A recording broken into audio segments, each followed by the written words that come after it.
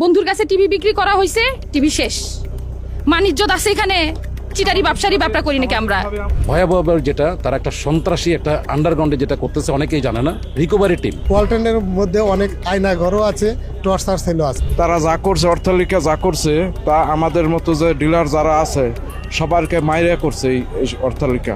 পরে ওনারা বললো না, আপনারা মামলা করবো না, মামলা ছাড়া বহুত কিছু করার আছে, অনেক কিছু করা যায়, আপনারা অন্যভাবে সিস্টেম করবো। আমি সরকার আমলে তারা আমাদেরকে হুমকি দামকি দিয়েছে, জোর করে আমাদেরকে ব্ল্যাঙ্ক চেক নিচ্ছে। একসাথে থাকতে পারি জেলখানায়, এই দুযুগের থেকে জেলখানা অনেক ভালো।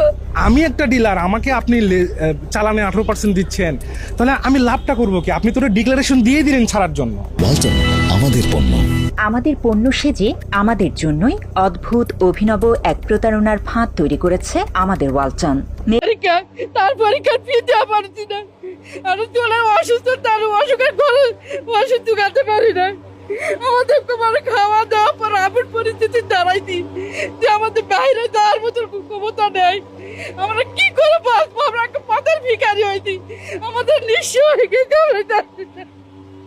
সারা দেশ 5% ডিপ করছে, আপনার 45% নর্মাল করছে। এই ক্ষেত্রে প্রোডাক্ট নষ্ট হবে, খাবারে গন্ধ হবে, কিন্তু তারা কিন্তু এটা মানতে রাজি না। দায়ভার দিয়ে দেয় দোকানদারের উপরে, যত ঝামেলা দোকানদার, তাদের কোনো কিছু না। ওয়ালটন তাদের পণ্যে বিভিন্ন মেয়াদের ওয়ারেন্টি দেওয়ার কথা বললেও সেটি মানা হয় না কখনোই। সার্ভিসের নামে হয়রানি করা হয় গ্রাহকদের। হোম সার্ভিসের নিয়মের কথা বলা হলেও সেই সেবাও দেয় না ওয়ালটন। একই সঙ্গে নিয়ম না মেনে হুটহাট পণ্যের দাম বাড়িয়ে জিম্মি করা হয় ব্যবসায়ীদের। এত সব অভিযোগও করেন ডিলাররা। সার্ভিসের ক্ষেত্রে গেলে একটা সার্ভিস একবারের জায়গায় দুইবার গেলে ওই দিন সার্ভিস করে দিচ্ছে, এটা আপনারা ইচ্ছা করে নষ্ট করছেন। কাস্টমারের দোষ দেয়, আপনার প্রোডাক্ট যে খারাপ সেটা তারা মানতে রাজি না। খারাপ দোকানদার খারাপ, খারাপ কাস্টমার।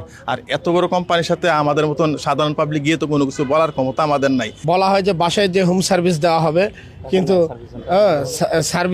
সার্ভিস সেন্টারে তারা আগে টাকা নেয়, যে আপনার এই সার্ভিস বাবদ এত টাকা, 500 টাকা দেন, জমা দেন।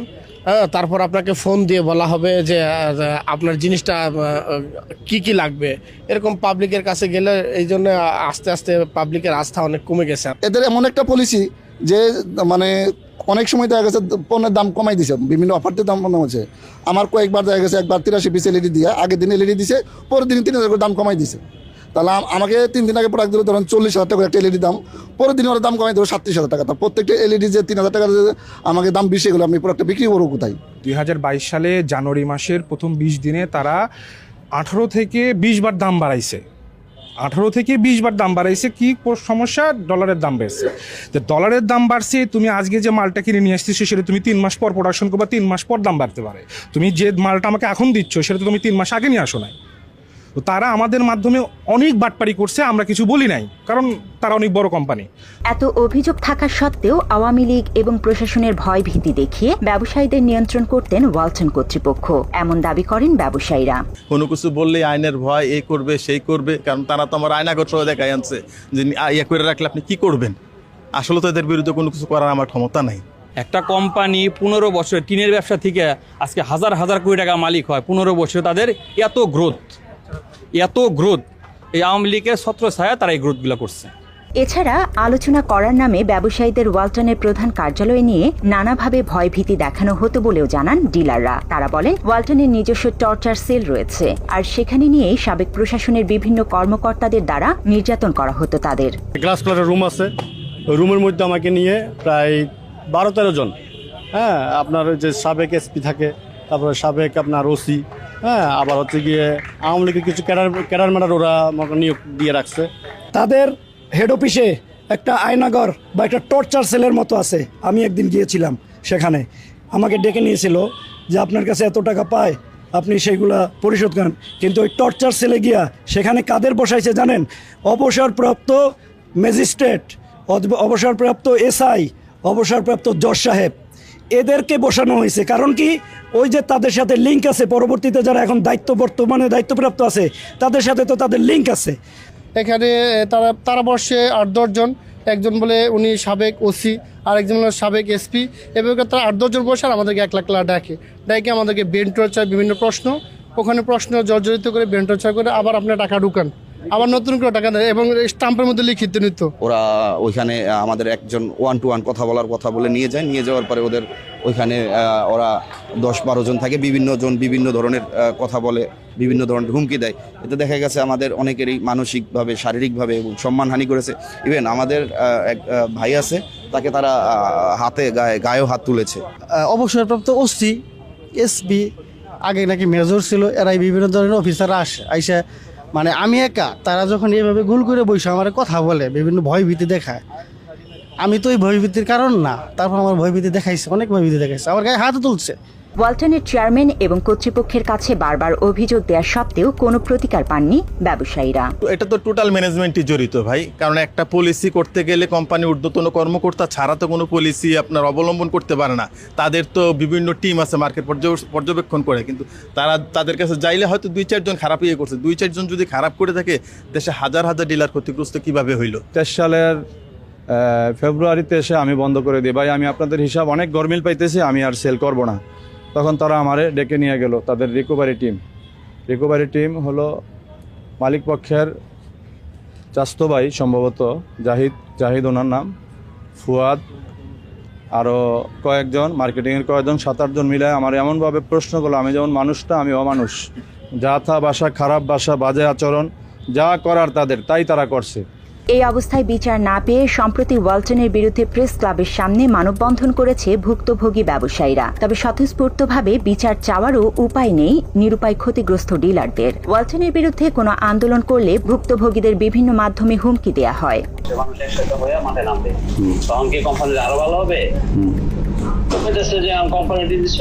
আমি কি বলতে পারি, এটা কিন্তু রোল কয় নাই, আমি সরাসরি ম্যানেজমেন্টের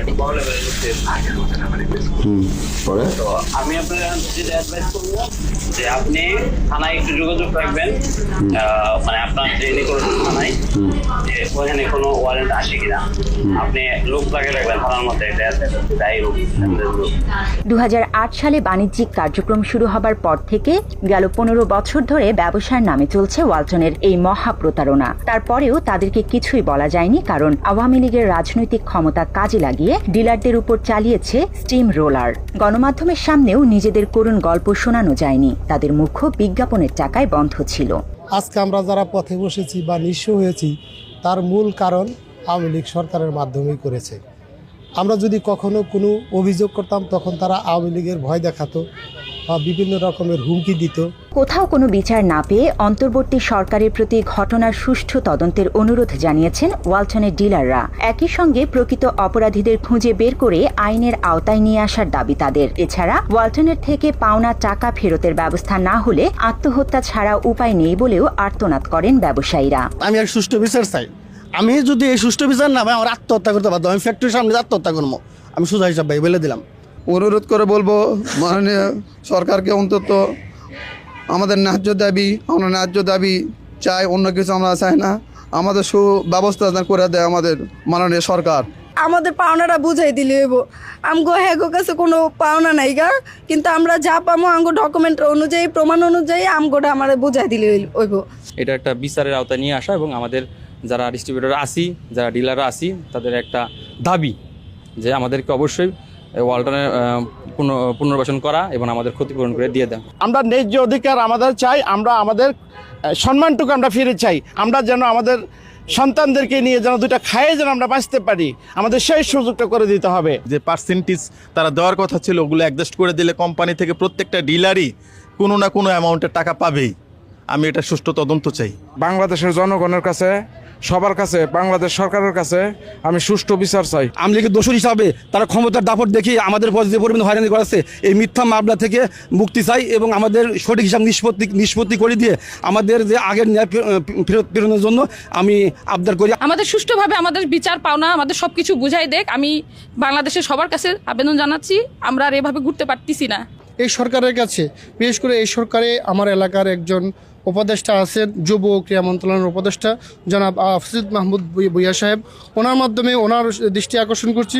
ভাই সাহেব, আমি আপনার একজন এলাকার হিসাবে আপনি আমাদের এই বিষয়টাকে নজরে আনবেন, আমি সে প্রত্যাশা করছি আপনার কাছে। এ ব্যাপারে ওয়ালটন কর্তৃপক্ষের সঙ্গে যোগাযোগ করা হলেও কোনো তথ্য পাওয়া যায়নি।